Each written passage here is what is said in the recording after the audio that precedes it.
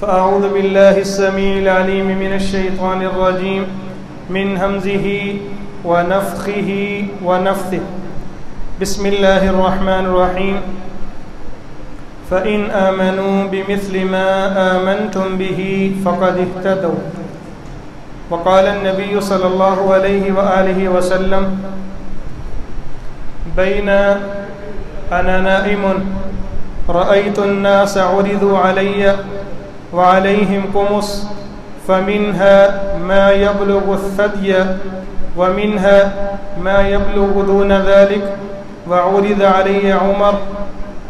وعليهم قميص اجتره قالوا فما أولته يا رسول الله قال الدين. قابل تکریم سامعین محترم، تاریخ اسلام کے اندر بہت کم ایسی شخصیات ملتی ہیں کہ جن کی ذات میں اس قدر صلاحیتیں اور خوبیاں ایک ساتھ جمع ہو جائیں کہ ایک طرف فتوحات اور نظام حکومت کے اندر مساوات، عدل و انصاف، مذہبی رواداری اپنی انتہا پر ہو، اور دوسری جانب روحانیت، زہد، ورع، تقوی، للہیت، خشوع اور خضوع بھی اپنے پورے کمال پہ نظر آئے. اس طرح کی مثالیں تاریخ اسلام کے اندر بہت کم ملتی ہیں. تاریخ میں اس حوالے سے سیدنا عمر فاروق رضی اللہ تعالی عنہ کا کوئی ہم پلہ اور ان کا کوئی ثانی نظر نہیں آتا. عدل و انصاف کی بات کی جائے تو آپ رضی اللہ تعالیٰ عنہ اپنے عملی کردار کی وجہ سے دیگر صحابہ کرام سے ممتاز اور جدا نظر آتے ہیں. خلافت راشدہ کے دوسرے تاجدار، اسلامی تاریخ کی اولو العزم شخصیت اور اللہ کے نبی صلی اللہ علیہ وآلہ وسلم کے سسر محترم سیدنا علی رضی اللہ تعالیٰ عنہ کے داماد محترم جناب امیر المؤمنین فاروق اعظم رضی اللہ تعالی عنہ، بعض تاریخی روایات کے مطابق 26 ذی الحج اور بعض کے مطابق 27 ذی الحج اور بہت کم روایات کے مطابق 1 محرم سیدنا فاروق اعظم رضی اللہ تعالیٰ عنہ کی شہادت کا دن ہے. غالب اور قوی دلائل اسی بات کی طرف دلالت کرتے ہیں کہ 22 یا 23 ذی الحج کو آپ حج سے واپس تشریف لائے اور 24 یا 25 کو آپ پہ حملہ ہوتا ہے، 26 یا 27 کو آپ اپنے خالق حقیقی سے جا ملتے ہیں. آج چونکہ 25 ذی الحج ہے، آپ کی شہادت کے ایام قریب قریب ہیں، تو ہمیں اسلامی تاریخ کے ان سچے کرداروں کے بارے میں اور اسلامی ہیروز کے بارے میں، اور یہ ایسے ہیرو ہیں کہ جن کی معرفت اور ان کی عقیدت اور احترام کے بغیر نہ میرا نہ آپ کا بلکہ قیامت تک آنے والے کسی بھی مسلمان کا ایمان مکمل ہی نہیں ہوتا. اس لیے ہمارے دلوں کے اندر ہر صحابی کا احترام موجود ہے اور ہونا بھی چاہیے. ہر صحابی کی حرمت کا دفاع اللہ کے فضل سے ہم کرتے بھی ہیں اور اس کی تعلیم بھی آگے دینی چاہیے. تو اسی مناسبت سے آپ کے چند فضائل کا تذکرہ کر کے اور پھر آپ کی شہادت کا بھی انتہائی مختصر سا تذکرہ کر کے آخر میں صحابہ کرام رضوان اللہ تعالی علیہم اجمعین ان کے جناب عمر فاروق رضی اللہ تعالیٰ عنہ کے بارے میں کیا خیالات ہیں، کیا نظریات ہیں اور کیا کیا انہوں نے اپنے زمانے کے اندر کومنٹ پاس کیے، ان کے بارے میں انشاءاللہ ہم چند باتیں کریں گے. جناب عمر بن خطاب رضی اللہ تعالیٰ عنہ کے دین پر قائم ہونے کی گواہی اللہ کے نبی صلی اللہ علیہ وآلہ وسلم نے عطا فرمائی. آپ فرماتے ہیں، جناب ابو سعید خدری روایت بیان کرتے ہیں، صحیح بخاری میں 3691 نمبر روایت ہے، فرمایا کہ میں خواب میں دیکھا کئی لوگ میرے سامنے پیش کیے گئے، لوگوں نے مختلف سائز کے اندر قمیضیں پہنی ہوئیں، کسی کی قمیض صرف ان کے زیر ناف کو ڈھانپ رہی ہے، کسی کی قمیض ان کی چھاتی تک ہے، اور کسی نے جو قمیض پہنا ہوا ہے وہ ان کی گردن اور حلق تک جاتا ہے۔ اسی دوران جناب عمر بن خطاب رضی اللہ تعالیٰ عنہ میرے سامنے آتے ہیں، اور میں دیکھتا ہوں کہ سر تا پاؤں اور اتنا لمبا قمیض ہے کہ آپ اس کو زمین پہ گھسیٹ کے چل رہے ہیں۔ صحابہ کرام رضوان اللہ تعالیٰ علیہم اجمعین سوال کرتے ہیں، فما اولتہ یا رسول اللہ، آپ اللہ کے آخری نبی، آپ سرتاج رسول ہیں، آپ امام الانبیاء ہیں اور خاتم النبیین ہیں، آپ کے خواب بھی اللہ کی جانب سے وحی ہوتے ہیں، آپ ہمیں یہ بتا دیں کہ آپ اس خواب میں قمیضوں کا مختلف سائزوں کے اندر دیکھنے کی کیا تعبیر فرماتے ہیں؟ آپ نے فرمایا کہ الدین، جس آدمی نے جس قدر بھی قمیض پہنا ہوا یہ اس کے اتنے ایمان اور دین کی دلیل ہے۔ فرمایا کہ جناب عمر وہ ہستی ہیں جو سر تا پاؤں دین اسلام سے لبریز ہیں اور پورے کے پورے اسلام میں داخل ہو چکے ہیں۔ اللہ رب الرحمن ہمیں صحابہ کرام کی حرمت پہ پہرا دینے کی توفیق عطا فرمائے۔ زبان رسالت سے جناب عمر بن خطاب رضی اللہ تعالیٰ عنہ کے ایمان کی گواہی بھی دی گئی۔ جناب عبداللہ بن حشام رضی اللہ تعالیٰ عنہ بیان کرتے ہیں، ہم اللہ کے نبی صلی اللہ علیہ وآلہ وسلم کے ساتھ تھے، آپ صلی اللہ علیہ وآلہ وسلم نے جناب عمر کا ہاتھ پکڑا ہوا اور چل رہے۔ جناب عمر بن خطاب رضی اللہ تعالیٰ عنہ فرمانے لگے، لأنت احب الی من کل شیء الا من نفسی، پیارے نبی آپ مجھے ہر چیز سے زیادہ محبوب ہیں سوائے میری جان کے۔ آپ صلی اللہ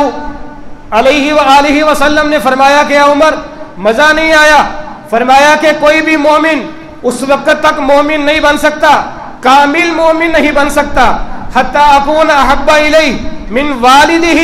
وولدہ والناس اجمعین، کہ جس مسلمان کو کہلاتا تو اپنے آپ کا مومن ہے اور مسلمان ہے، اگر میں اس کو اس کے والدین سے، اس کی اولاد سے، حتیٰ کہ پوری انسانیت سے زیادہ میں محمد اس کو محبوب نہ ہو جاؤں تب تک اس کا ایمان ہی مکمل نہیں ہوتا۔ جناب عمر رضی اللہ تعالیٰ عنہ انتہائی اعلیٰ بصیرت کے حامل، جب آپ صلی اللہ علیہ وآلہ وسلم کی وفاؤں اور آپ کی قربانیوں کا اور آپ کے رؤوف و رحیم ہونے کو ایک منظر اپنی آنکھوں کے سامنے لاتے ہیں، فوراً فیصلہ اپنا بدل دیتے ہیں، کہتے ہیں کہ اللہ کے نبی صلی اللہ علیہ وآلہ وسلم آپ مجھے اپنی جان سے بھی زیادہ عزیز ہیں۔ آپ صلی اللہ علیہ وآلہ وسلم نے فرمایا کہ الآن یا عمر، اے عمر اب تیرا ایمان مزید پختہ اور مکمل ہو چکا ہے۔ جناب عمر رضی اللہ تعالیٰ عنہ وہ پاک باد ہستی ہیں جن کے ایمان کی گواہی بھی آپ نے دی۔ آپ نے فرمایا کہ میں نے خواب میں دیکھا کہ میرے سامنے دودھ پیش کیا گیا اور میں نے جی بھر کے پیا، اس کے بعد میں نے وہ دودھ سے بچا ہوا برتن جناب عمر کے سامنے پیش کر دیا اور بقیہ برتن کو جناب عمر رضی اللہ تعالیٰ نے ختم کر دیا۔ صحابہ نے تعبیر جانی، آپ نے فرمایا کہ العلم، خواب کے اندر دودھ پینے سے مراد علم ہے، اللہ نے جتنا علم مجھے عطا کیا، اس کے بعد جو کمی بیشی رہ گئی اللہ تعالیٰ نے جناب عمر رضی اللہ تعالیٰ عنہ کو وہ علم عطا فرما دیا۔ جناب عمر رضی اللہ تعالیٰ عنہ وہ اعلیٰ اخلاق سے متصف شخصیت ہے کہ اللہ رب العزت نے آپ کی زبان مبارک پہ، آپ کے قلب اطہر پہ حق بات کو اللہ نے جاری کر دیا، اور اس بات کی گواہی اور اس بات کی شہادت آقا کائنات سرتاج رسول محمد کریم صلی اللہ علیہ وآلہ وسلم نے دی۔ آپ نے فرمایا کہ ان اللہ تعالی جعل الحق علی لسان عمر وقلبی، مسند احمد کے اندر روایت ہے، فرمایا کہ عمر کی زبان اور دل پر اللہ نے حق کو جاری فرما دیا ہے۔ اور اس کی دلیل یہ بھی ہے کہ 7 سے 8 آیات قرآن مجید کے اندر ایسی ہیں جن کے بارے میں جناب عمر رضی اللہ تعالیٰ عنہ نے آپ کو مشورہ دیا، اللہ کے نبی ایسا نہ کر لیں۔ تھوڑی دیر کے بعد اللہ کی جانب سے قرآن نازل ہو گیا اور مسلمانوں کے لیے تا قیامت وہ ایمان اور دین کا حصہ بنا دیا گیا۔ آپ صلی اللہ علیہ وآلہ وسلم کے محبوب نظر جناب عمر رضی اللہ تعالیٰ عنہ ہیں۔ عمر بن عاص بیان کرتے ہیں صحیح بخاری میں 3662 نمبر روایت، آپ سے پوچھا گیا کہ آپ کے سب سے زیادہ لاڈلے کون ہیں؟ آپ نے فرمایا عائشہ میری زوجہ محترمہ اور عفیفہ کائنات صدیقہ طیبہ طاہرہ عائشہ رضی اللہ تعالیٰ عنہ مجھے پوری کائنات سے سب سے زیادہ محبوب ہے۔ پوچھا گیا کہ من الرجال یا رسول اللہ، مردوں میں سے کون ہے؟ فرمایا ابوہا، اسی عائشہ کے والد محترم جناب ابو بکر سب سے زیادہ مجھے محبوب ہے۔ پھر آپ سے پوچھا گیا اللہ کے نبی جناب ابو بکر کے بعد آپ کو محبوب نظر کون ہے؟ آپ نے فرمایا کہ ثم عمر، دوسرے نمبر پہ مردوں میں مجھے عمر بن خطاب رضی اللہ تعالیٰ عنہ سب سے زیادہ محبوب ہے۔ فعد رجالا، پھر آپ صلی اللہ علیہ وآلہ وسلم نے کم و بیش 10 افراد کے بالترتیب نام لیے۔ بقیہ تمام صحابہ کرام اپنی چاہت اور خواہش کے مطابق دین اسلام میں خود چل کے آئے اور اسلام کو انتخاب کیا۔ جناب عمر رضی اللہ تعالیٰ عنہ وہ پاک باد ہستی ہیں اور یہ واحد وہ شخصیت ہے جو اللہ کے محبوب نظر بھی ہیں اور آقا کریم محمد کریم صلی اللہ علیہ وآلہ وسلم کی مراد بن کے بھی آئے۔ اسی لیے کہنے والے کہتے ہیں کہ بقیہ تمام صحابہ تو مرید بن کے آئے، جناب عمر وہ ہستی ہیں جو مراد بن کے آتے ہیں، مراد رسول بن کے آتے ہیں۔ اللہ کے نبی صلی اللہ علیہ وآلہ وسلم اکثر دعا کیا کرتے تھے، سنن ترمذی میں 3681 نمبر روایت، اللہم اعز الاسلام بأحب هذین الرجلین الیک بأبی جہل او بعمر بن الخطاب، وفی روایت اللہم اعز الاسلام بعمر بن الخطاب۔ اللہ کے نبی صلی اللہ علیہ وآلہ وسلم اکثر دعا کیا کرتے تھے، اے اللہ ابو اسلام کو عزت چاہیے، مزید بلندیاں چاہیے اور اسلام کو مزید قوت اور طاقت چاہیے، اے اللہ اس کے لیے مزید ہمت اور طاقت پہ لبریز اور ایک گبرو نوجوان جناب عمر کا اسلام میں تجھ سے چاہتا ہوں۔ جناب عمر رضی اللہ تعالیٰ عنہ وہ ہستی ہیں جو صاحب الہام ہیں۔ آپ صلی اللہ علیہ وآلہ وسلم نے فرمایا صحیح بخاری میں 3699 نمبر روایت ہے، آپ نے فرمایا کہ مجھ سے پہلے جتنی بھی امتیں گزری ان امتوں کے اندر اللہ کے بعض بندے ایسے ہوتے تھے جو نبی تو نہیں ہوتے تھے، عام آدمی ہوتے تھے، لیکن ان کے ساتھ فرشتے ہم کلام ہوا کرتے تھے یا ان کے دل کے اندر الہام کر دیا جاتا تھا۔ الہام بھی وحی کی ایک قسم ہے۔ آپ صلی اللہ علیہ وآلہ وسلم نے فرمایا فَإِن يَكُ فِي أُمَّتِي أَحَدٌ، اگر میری امت کے اندر کوئی ایسے صاحب الہام شخصیت ہوتی فَإِنَّهُ عمر، تو مجھے اللہ سے قوی امکانات ہیں اور میں پر امید ہوں کہ اللہ میری امت کے اندر جناب عمر رضی اللہ تعالیٰ عنہ کو صاحب الہام بنا دیتے تھے۔ اور آپ رضی اللہ تعالیٰ عنہ کے بارے میں آپ نے فرما دیا وَأَشَدُّهُمْ فِي أَمْرِ اللَّهِ عمر، اسلام کی غیرت اور حمیت تو ہر صحابی کے دل میں کوٹ کوٹ کے بھری ہوئی ہے، لیکن دین اسلام کی سب سے زیادہ غیرت اور اسلام کے بارے میں کسی قسم کی کوئی غفلت اور سستی اور کمپرومائز کا شکار نہ ہونے والے اور سب سے زیادہ سخت طبیعت واقع ہونے والے وہ جناب عمر رضی اللہ تعالی عنہ ہیں۔ اللہ تعالی ہمیں بھی اپنی اولادوں کو بھی جناب عمر رضی اللہ تعالیٰ عنہ کی سیرت کو سیکھنے اور سکھانے کی توفیق عطا فرمائے۔ اور سنن ترمذی کی 3686 نمبر روایت کے مطابق آپ نے فرمایا کہ لو کان نبی بعدی لکان عمر بن الخطاب، ویسے تو اللہ نے مجھے خاتم النبیین بنا دیا ہے، میرے بعد نبوت کا دروازہ ہمیشہ ہمیشہ کے لیے تا قیامت بند کر دیا گیا، اب قیامت تک قیامت ہی آئے گی اور دوسرا کوئی نبی نہیں آ سکتا، لیکن اگر میرے بعد بھی نبیوں کا سلسلہ چلنا ہوتا، کوئی اور نبی آنا ہوتا، تو اللہ رب العزت میرے بعد جناب عمر بن خطاب رضی اللہ تعالیٰ عنہ کو نبی بنا کے دنیا میں مبعوث فرماتے ہیں۔ یہ جناب عمر رضی اللہ تعالیٰ عنہ کے فضائل اور مناقب ہیں۔ افسوس کی بات یہ ہے کہ میں اور آپ اور دنیا کے اندر بڑی اعلیٰ جبے اور چکبے اور دستار اور پگڑیاں پہننے والے لوگ، بڑا بڑا ایمان رکھنے والے لوگ، بڑا بڑا علم رکھنے والے لوگ کہیں نہ کہیں آ کے شیطان کے بہکاوے میں آ کے بہک جاتے ہیں، لیکن یہ وہ ہستی ہیں کہ جن سے شیطان بھی ڈرتا ہے اور خوف کھاتا ہے۔ اللہ کے نبی صلی اللہ علیہ وآلہ وسلم کی ایک طویل روایت ہے، آپ نے فرمایا والذی نفسی بیدی، مجھے قسم ہے اس ذات کی جس ذات کے ہاتھ میں مجھ محمد صلی اللہ علیہ وآلہ وسلم کی جان ہے، ما لقیک الشیطان سالکا فجا قط الا سلک فجا غیر فجک۔ اے عمر، آپ کو اللہ نے وہ ملکہ عطا کیا ہے، آپ کے اندر اللہ نے اسلام اور ایمان کی وہ غیرت اور قوت اور بہادری رکھی ہے کہ آپ جس راستے پہ چل رہے ہوتے ہیں شیطان آپ کو دیکھ کے وہ راستہ ہی بدل لیتا ہے۔ آپ کے اوپر شیطان کا حملہ ہونا یا غلبہ ہونا تو دور کی بات ہے، شیطان بھی آپ سے خوف کھاتا ہے۔ آج بھی اگر آپ دنیا کے اندر یہ موازنہ کرنا چاہیں، اللہ کے نبی صلی اللہ علیہ وآلہ وسلم کا یہ بتایا ہوا نسخہ آزمانا چاہیں، آج بھی ذریت ابلیس جو ہے وہ جناب عمر کے نام سے تھر تھر کانپتی ہے۔ اللہ تعالیٰ سے فتنوں کا کلا کما فرمائے۔ جناب عمر رضی اللہ تعالیٰ عنہ کو اللہ کے نبی صلی اللہ علیہ وآلہ وسلم محبت میں آ کے تحفے بھی دیا کرتے تھے، اور آپ وہ پاک باز ہستی ہیں کہ جن کی رائے اکثر بیشتر اللہ کے نبی صلی اللہ علیہ وآلہ وسلم کی رائے سے موافقت کر جاتی تھی، اور بسا اوقات ایسا بھی ہوتا تھا کہ آپ کی رائے اللہ کو اتنی پسند آتی تھی کہ رب تعالیٰ قرآن مجید بنا کے نازل کر دیا کرتے تھے۔ جناب عمر بن خطاب رضی اللہ تعالیٰ عنہ کی شہادت کے بارے میں اللہ کے نبی صلی اللہ علیہ وآلہ وسلم نے آپ کی زندگی کے اندر ہی بتا دیا تھا۔ وہ بڑی ایک معروف روایت ہے، آپ رضی اللہ تعالیٰ عنہ کے ساتھ ہی آپ صلی اللہ علیہ وآلہ وسلم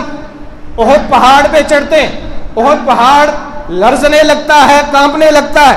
آپ صلی اللہ علیہ وآلہ وسلم فرماتے ہیں کہ اثبت احد، اے احد قرار پا جاؤ، ٹھہر جاؤ، حرکت نہ کرو، فَإِنَّمَا عَلَيْكَ نَبِيٌّ وَصِدِّيقٌ وَشَهِيدَانِ،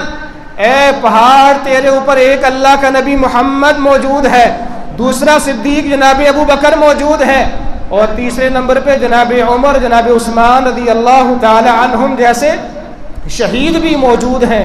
تو عمر رضی اللہ تعالیٰ عنہ کو جنت کی خوشخبری بھی اللہ کے نبی صلی اللہ علیہ وآلہ وسلم نے اپنی زبان مبارک سے عطا فرما دی۔ ایک طویل روایت کے الفاظ ہیں، جناب ابو موسیٰ اشعری رضی اللہ تعالیٰ عنہ بیان کرتے ہیں، اللہ کے نبی صلی اللہ علیہ وآلہ وسلم ایک باغ بئر عریس کے اندر تشریف فرما تھے، دروازہ بند کیا ہوا، باہر سے کسی نے دروازے پہ دستک دی، آپ نے مجھے کہا کہ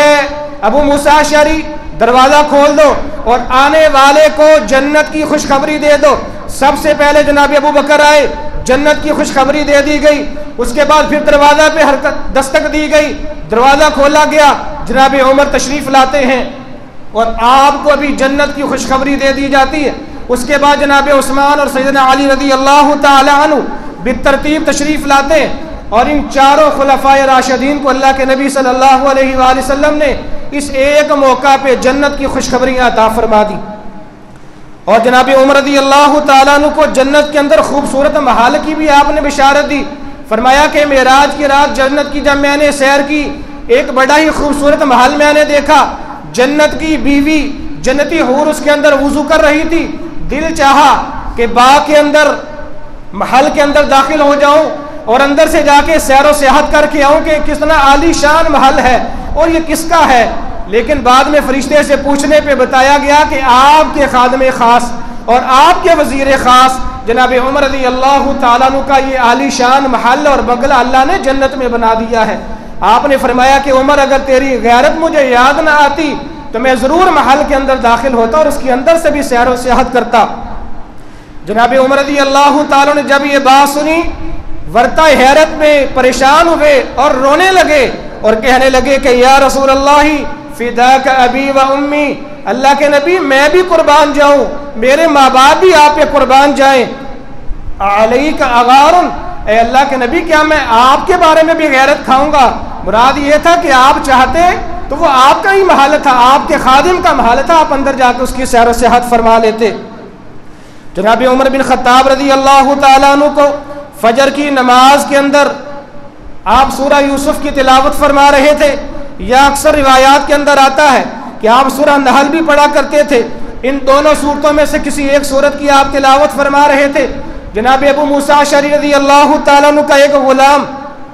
جس کا نام فیروز ابو لؤلؤ مجوسی ہے، کسی بات پہ اس کو جناب عمر رضی اللہ تعالیٰ عنہ سے رنجش چل رہی تھی، ناراضگی چل رہی تھی، حالانکہ آپ نے حق پہ مبنی فیصلہ فرمایا تھا۔ جناب عمر رضی اللہ تعالیٰ عنہ نہیں پسند کرتے تھے کہ اجمی خادم اور غلام اور نوکر چاکروں کو مدینے میں داخل کیا جائے، لیکن بعض صحابہ کے اصرار پہ آپ نے اجازت دے دی، اور یہ کاریگر تھا، اس کو بلایا گیا، کسی بات پہ آپ نے ڈانٹ دیا، کہنے لگا کہ عمر ایسی چکی تیار کروں گا کہ تم ہمیشہ یاد رکھو گے۔ جناب عمر رضی اللہ تعالیٰ عنہ فرمانے لگے کہ اس کے جانے کے بعد کہ میرے ساتھیوں تم جانتے ہو کہ یہ بات کیا کر کے گیا ہے، میں اس کو پکڑ سکتا ہوں لیکن میرے پاس واضح ٹھوس دلائل موجود نہیں ہے، یہ بندہ مجھے قتل کی دھمکی دے کے جا رہا ہے۔ اور وہی بات ہوئی، ایک دو دن کے وقفے کے بعد جناب عمر رضی اللہ تعالیٰ عنہ جب اندھیرے کے اندر نماز فجر پڑھانے کے لیے مسجد میں تشریف لائے، یہ بدبخت پہلے سے ہی کہیں محراب میں چھپ کے بیٹھا ہوا تھا، اور آپ جب نماز پڑھانے لگے، نماز شروع کی، قرات جاری ہے، اور اس نے آپ پہ وار کر دیا، اور اتنا تیز وار ثابت ہوا، جناب عمر رضی اللہ تعالیٰ عنہ فوراً گر پڑے،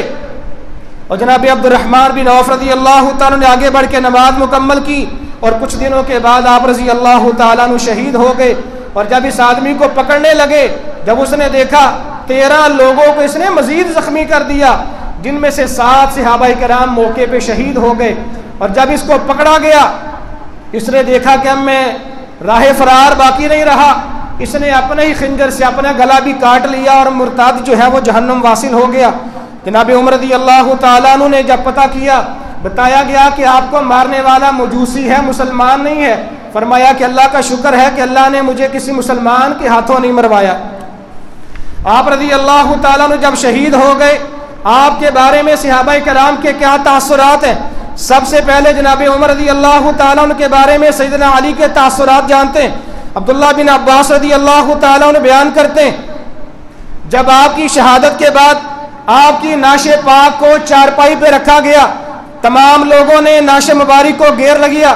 اور سبھی صحابہ کرام جناب عمر رضی اللہ تعالیٰ عنہ کے بارے میں خیر کے کلمات کہہ رہے تھے، اور آپ کی مغفرت اور بخشش کی دعائیں کر رہے تھے۔ اسی دوران میں نے محسوس کیا کہ کسی نے میرے کندھے پہ ہاتھ رکھ دیا، پیچھے مڑ کے میں نے دیکھا جناب علی کھڑے، جناب علی رضی اللہ تعالیٰ عنہ فرمانے لگے،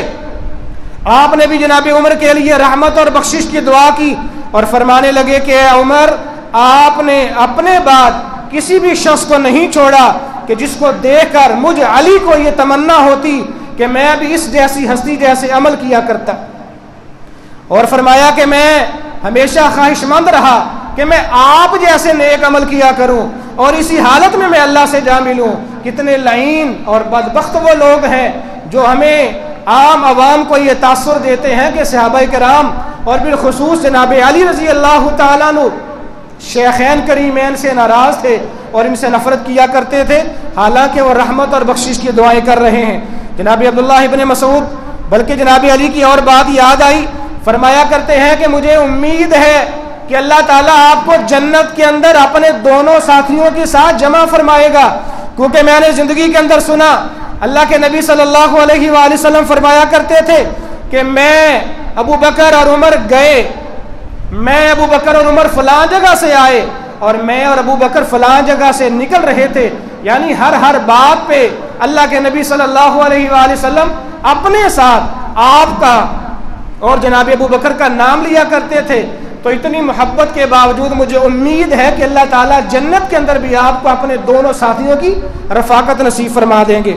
جناب عبداللہ ابن مسعود رضی اللہ تعالیٰ عنہ فرماتے ہیں، ان کے بارے میں آتا ہے کہ آپ جب بھی جناب عمر کو یاد کرتے، غم کے مارے اتنا روتے، اتنے غمگین ہو جاتے کہ آپ کے سامنے فرش پہ پڑی کنکریاں بسا اوقات تر ہو جاتی اور بھیگ جایا کرتی، اور فرمایا کرتے تھے کہ یقیناً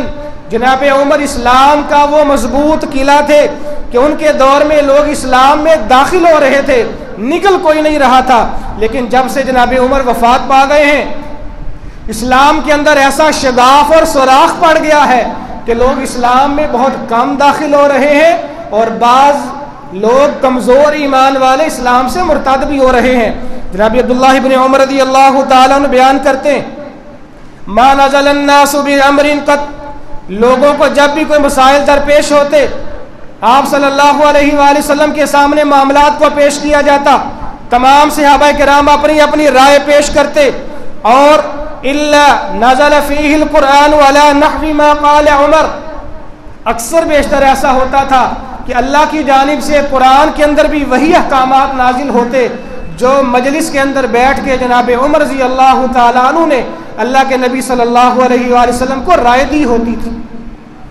اللہ تعالیٰ سے دعا ہے کہ خالق و مالک ہمیں صحابہ کرام کی سیرت کو سیکھنے کی اور بیان کرنے کی توفیق عطا فرمائے۔ وآخر دعوانا ان الحمد للہ رب العالمین۔ ان الحمد لله نحمده ونستعينه ونستغفره ونؤمن به ونتوكل عليه ونعوذ بالله من شرور انفسنا ومن سيئات اعمالنا، من يهده الله فلا مضل له ومن يضلل فلا هادي له، ونشهد ان لا اله الا الله وحده لا شريك له، ونشهد ان محمدا عبده ورسوله۔ قبیصہ بن جابر رضی اللہ تعالیٰ عنہ جناب عمر رضی اللہ تعالیٰ عنہ کے بارے میں فرمایا کرتے تھے کہ میں نے اللہ کے نبی صلی اللہ علیہ وآلہ وسلم کے بعد عام مسلمانوں کے اندر اور صحابہ کرام میں سب سے زیادہ اللہ کی معرفت رکھنے والا، سب سے زیادہ کتاب اللہ کو پڑھنے والا اور دین کی خوب سمجھ رکھنے والا جناب عمر کے علاوہ کسی کو نہیں پایا۔